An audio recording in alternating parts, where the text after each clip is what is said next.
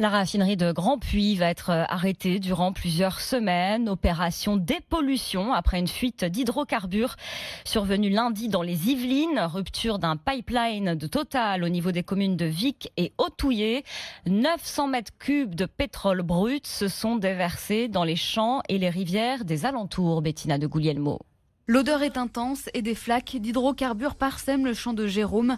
9 de ses 125 hectares d'exploitation sont inondés. Là, maintenant, on peut tout oublier, c'est fini. Il y a l'activité microbienne dans le sol qu'il va falloir relancer. Donc, on ne sait pas quel va être l'impact sur le nombre d'années. Est-ce que ça va demander 3 ans, 5 ans donc, ça va être un manque à gagner, forcément. Il va falloir arriver à estimer le préjudice, la perte de rendement qu'on va pouvoir avoir. Son champ est en train d'être dépollué. La terre souillée sera stockée avec d'autres déchets d'hydrocarbures.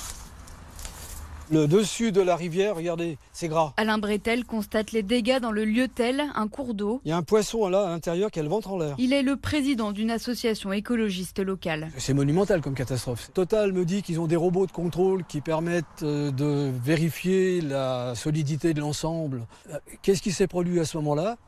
On ne sait pas, on attend les résultats de l'enquête en fait. Plusieurs associations dont la sienne se concertent pour porter plainte et se constituer partie civile. Ils veulent des explications de la part de Total sur les raisons de la fuite de ce pipeline installé à la fin des années 60.